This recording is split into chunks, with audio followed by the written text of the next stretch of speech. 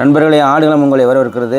June மாதம் 19ஆம் தேதி 2026 வெள்ளிக்கிழமை மதியம் திருமங்கலந்து ரமேஷ் வந்திருந்தார். அதுக்கப்புறம் பார்த்திங்கன்னா வாடிப்பட்டி சந்துரு, அதுக்கப்புறம் பார்த்திங்கன்னா மூக்காண்டி திருநெல்வேலி மூக்காண்டி, அப்புறம் பருவக்குடியிலேருந்து துளசிராமன், அப்புறம் பார்த்துட்டிங்கன்னா நம்ம கார்த்தி பக்கத்து பண்ண கார்த்தி, அதுக்கப்புறம் பார்த்துட்டிங்கன்னா நீ எக்கச்சக்கமான பேர் வந்திருந்தாங்க. அதுக்கு முன்னாடி நம்ம சந்தை நிலவரத்தை பார்ப்போம். உங்கள் எல்லாத்துக்குமே தெரியும், புலி வந்து பதுங்குதுன்னா அது பயத்தில் இல்லை, பாயிறதுக்கு தான். அதே மாதிரி ஆடுகளும் இன்றைக்கி வந்து ஒரு 4 வாரமாகவே குட்டி வாங்கலை. நம்ம பக்ரத்துக்கு முன்னாடிலாம் 300 குட்டி 400 குட்டி, சில நாளில் சில வாரத்துலலாம் 600 குட்டி வரைக்கும் வாங்கியிருக்கோம். ஆட்டில், சந்தையில், வியாபாரிகிட்ட, நம்ம பண்ணையில்.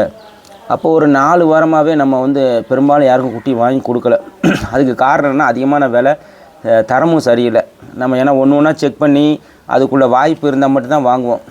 அந்த வாய்ப்பு நம்மளுக்கு கிடைக்கல. ஏன்னா நம்ம வாங்கலனாலும் ஆள் வாங்குறதுக்கு ரெடியாக இருக்காங்க. 13 கிலோ இருக்கக்கூடிய ஜோடிலாம் 15 16 வாங்கிட்டு போயிட்டு இருந்தாங்க போன வாரம், அதுக்கு போன வாரம்லாம். அப்போ அந்த மாதிரி வாங்கி கொடுத்தா நம்ம சப்ஸ்கிரைபர் கண்டிப்பாக ஜெயிக்க முடியாது, அது ஒரு பெரிய தோல்வியில் முடியும்னு சொல்லி ஒரு காரணத்துக்காண்டி தான் நம்ம வெயிட் பண்ணியிருந்தோம்.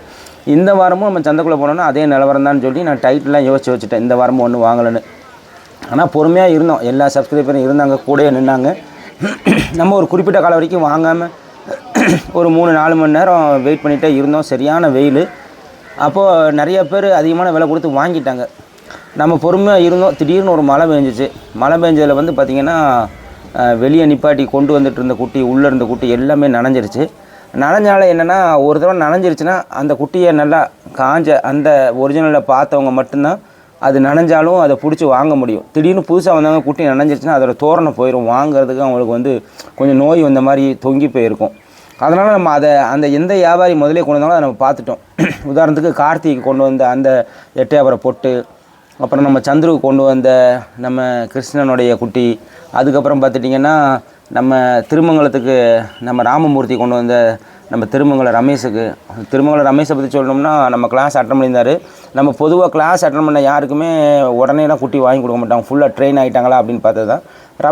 திருமங்கல ரமேஷ் வந்து கோழி பண்ண வச்சுருக்கனால அவர் நல்ல எக்ஸ்பீரியன்ஸ் இருக்குது, குட்டி வாங்கி வளர்த்துருக்காரு. அதனால் வர சொன்னோம். அவரும் ஃப்ரெண்ட்ஸுகளோடு வந்தார். நமக்கு வந்து என்னென்னா, அவர் என்ன சொன்னார்னா, ஏங்க நீங்கள் ஒன்றும் இல்லை, நீங்கள் கண்ணை பொத்திட்டு எந்த குட்டியை நீங்கள் கொடுக்குறீங்களோ அதை நம்ம வாங்கிட்டு போகணும். குருட்டு நம்பிக்கை நம்ம மேலே அவ்வளோ ஒரு நம்பிக்கை வச்சுருக்காங்க. அது நமக்கு வந்து ரொம்ப சந்தோஷமாகவும் இருக்குது, அதே நேரத்தில் ரொம்ப பயமாகவும் இருக்குது. அதனால் என்னாச்சுன்னு சொன்னால், நான் எப்படியாவது அந்த சூழ்நிலையை, அந்த சந்தர்ப்பத்தை நம்ம நல்லா பயன்படுத்திக்கிட்டோம்.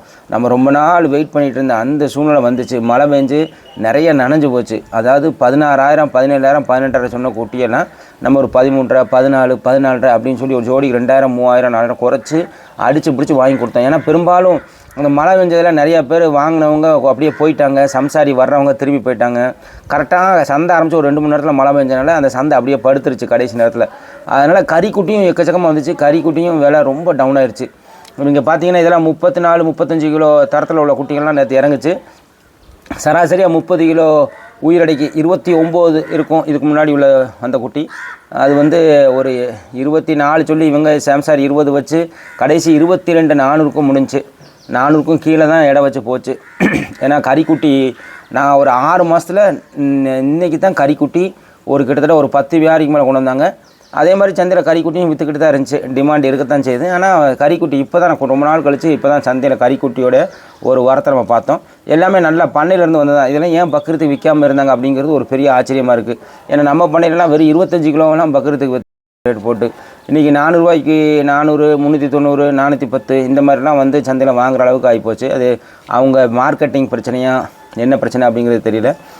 பொதுவாக வந்து சந்தையோட நிலவரம் நேற்று பார்த்துட்டிங்கன்னா, போன வாரத்தோட ஆரம்பம் வந்து கொஞ்சம் ரொம்ப விலைவாசி இல்லை, அப்படியே ஓரளவுக்கு விலை அதிகமாக இருந்துச்சு. ஆனால் பயங்கரமான வெயில். நம்மளும் சுற்றி வந்து பார்த்துட்டு இருந்தோம். எதுவுமே வாங்குற மாதிரி இல்லை. தம்பி சந்துரு வந்தான். சந்துரு வந்து ஏற்கனவே ஃபஸ்ட்டு தடவை பேட்ச் வாங்கி நம்ம ஒரு வருஷத்துக்கு முன்னாடியே நம்ம கிளாஸில் இண்டிவிஜுவலாக ட்ரைனிங் எடுத்து தனிநபராக பசங்களோட அவன் ஃப்ரெண்ட்ஸோடு சேர்ந்து ஆரம்பித்தாங்க. ஒரு 50 குட்டி அற்புதமான லாபம் பார்த்துருக்காங்க. அவனே வந்து அவன் இன்ஸ்டாகிராம் ஃபேஸ்புக்கில் போட்டு ரொம்ப அற்புதமாக, அதாவது எப்படின்னா ஒரு சில 1-2 தான் தவறிச்சு. பெரும்பாலும் நம்ம வந்து நம்ம தை மாதத்து ஒட்டி வாங்கினால ரேட்டும் அதிகம். ஆனால் தம்பி எந்த அளவுக்குன்னா, மதுரையில் வந்து 500 ரூபாய்க்குலாம் சின்ன குட்டி பக்கத்தில் விற்றதே இல்லை. கலர் குட்டி ஒரு கலர் குட்டிலாம் 4-5 இருந்துச்சு, அதெல்லாம் 5 ரூபாய்க்கு விற்றுருக்கான். 450 ரூபாய்க்கு சராசரியாக கறி அடைக்கே விற்றுருக்கிறான் பக்கத்துக்கு முன்னாடி.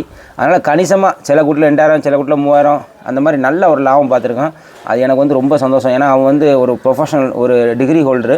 அதனால் அந்த டீம் வந்து நம்மகிட்ட ஏற்கனவே நம்ம பண்ணையில் 1 வருஷத்துக்கு முன்னாடியே ட்ரைனிங் எடுத்து அந்த ஒரு 3-4 மாதத்துக்கு முன்னாடி வாங்கி செட்லாம் போட்டு எல்லாம் சூப்பராக, அதாவது ப்ரொஃபஷனலாக பண்ணாங்க. எப்படி நம்ம சொக்கம்பட்டி மகேஸ்வரி அந்த ஒரு பட்டதாரி பெண் வந்து நம்மளோட ட்ரைனிங் எடுத்துகிட்டு போய் சக்ஸஸ் ஆனாங்களோ அதே மாதிரி இவரும் பெரும்பாலும் நம்ம ஃபஸ்ட்டு பண்ணையிலேயே ஃபஸ்ட்டு தடவை பண்ண வச்சு சக்ஸஸ் ஆனவங்க பெரும்பாலானவர்.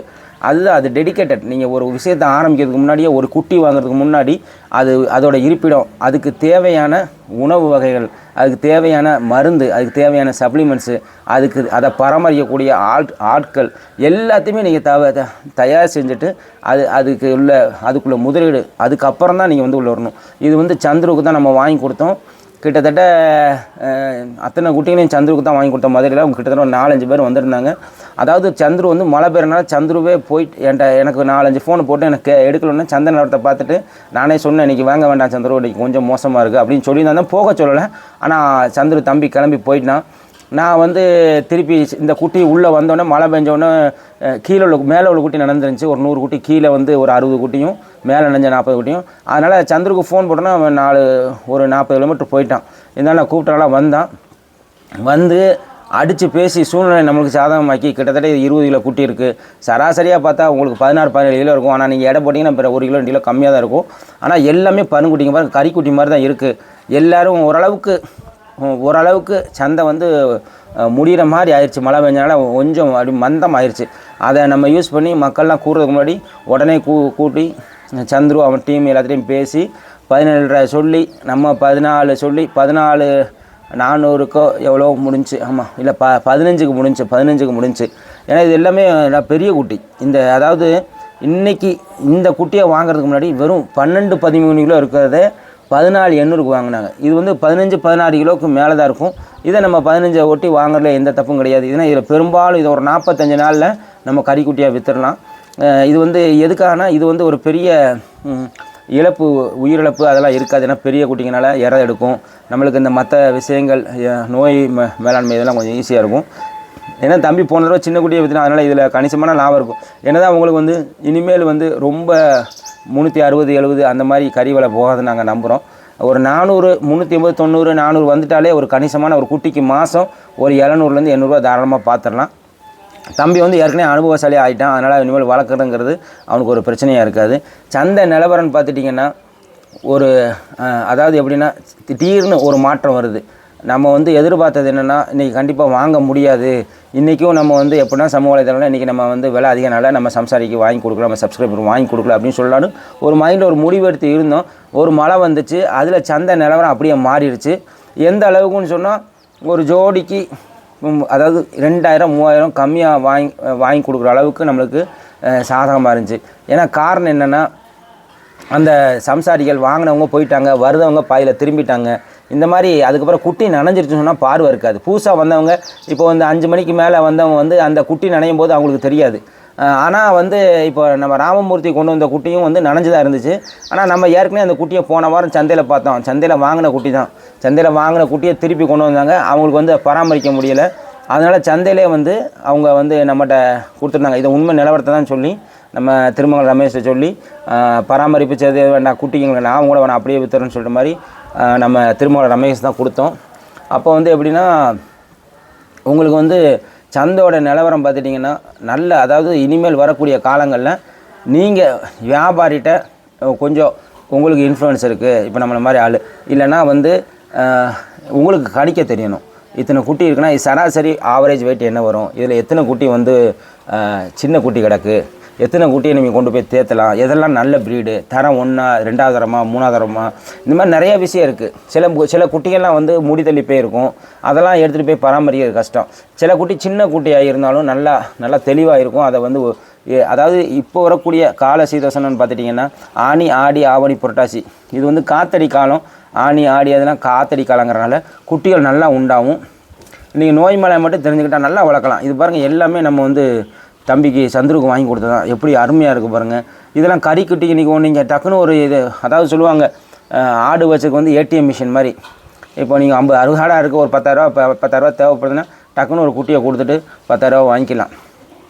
அதாவது இது வந்து சின்ன குட்டி எதுவுமே கிடையாது. இருக்குது, இல்லைன்னு சொல்லலை. 12-13 கிலோவில் ஒரு 4-5 குட்டியோ 6 குட்டியோ இருந்துச்சு. ஆனால் பெரும்பாலும் எல்லாமே வந்து நல்ல எடை போட்டு நல்லா ஆட்டில் மேய்ஞ்சது, கையறை வச்சு பழகுனது தான். உங்களுக்கு பார்த்தாலே தெரியும். இல்லைனா இந்த தோரணை இது வராது. குட்டியை பொறுத்தளவுக்கு எனக்கு வந்து ரொம்ப திருப்தியாக இருந்துச்சு. போன தம்பி நம்ம மெனக்கிட்டு வர சொல்லி முடிச்சு கொடுத்தோம்.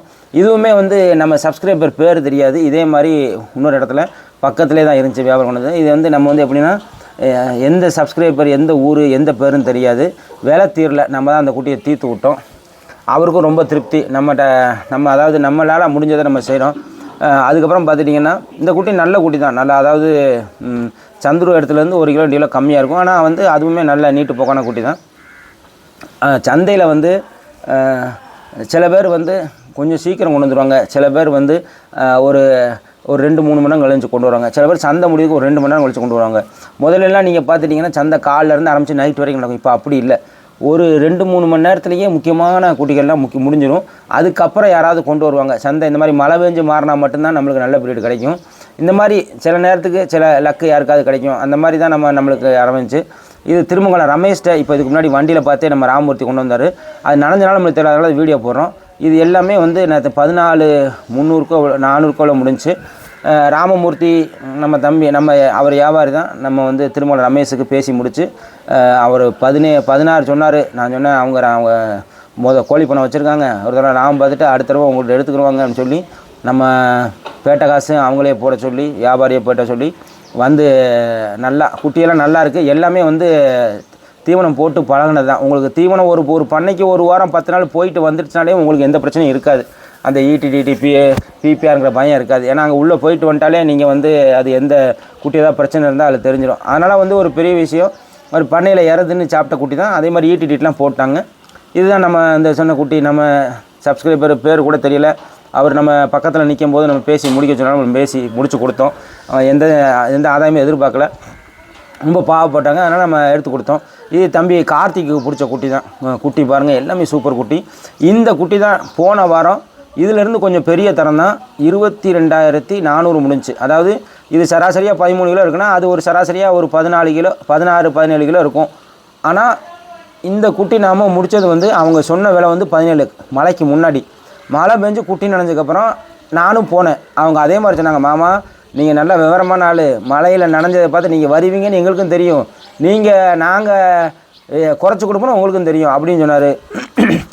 16 சொன்னது நம்ம வேற ஆளை வச்சு கேட்டோம். ஃபஸ்ட்டு 17 சொன்னாங்க, வேற ஆளை வச்சுக்கிட்டோம். 16 நாங்கள் மழைக்கு முன்னாடி. மழைக்கு அப்புறமா ஒரு 14,800 ரூபாய்க்கு வந்தாங்க. கடைசியாக எந்த அளவுக்கு ஆச்சுன்னு சொன்னால் அந்த வடிவல் மாதிரி இப்போ டெம்போலாம் வச்சு கடத்திருக்கோம், கொஞ்சம் பார்த்து செய்யுங்கிற மாதிரி. அவர் வந்து ரவிங்கிற ஒரு வியாபாரத்தை தான் இந்த வியாபாரி வாங்கியிருக்காரு. இப்போ வாங்கினதுலேருந்து நம்ம ஒரு 100 ரூபா லாபம் வச்சு அந்த குட்டியை வந்து 14,600ன்னு முடித்தோம். குட்டி எல்லாமே ஒரிஜினல் பீடு தான். நம்ம கார்த்திக் தான் ஒரு 40 குட்டி பக்கத்து கொலை கொடுத்துருக்கோம். நீங்கள் உங்களோட ஆதரவு என்றைக்கு நம்மளுக்கு தேவை இருக்குது. குட்டி வேணும்னா ஸ்க்ரீனில் நம்பரை கான்டாக்ட் பண்ணுங்கள். இந்த குட்டியும் பார்த்தா நம்மளுக்கு அமையல. நீங்கள் சேனலை லைக் பண்ணுங்கள், ஷேர் பண்ணுங்கள், சப்ஸ்கிரைப் பண்ணுங்கள். குட்டி வாங்கணும்னு விருப்பப்படுறவங்க கண்டிப்பாக நம்மளுக்கு வந்து முன்பதிவு பண்ணணும். யார் முதல்ல செய்கிறாங்களோ அவங்கள அனுசரித்து தான் அவங்களுக்கு வாங்கி கொடுத்து தான் நம்ம அடுத்ததுக்கு போவோம்.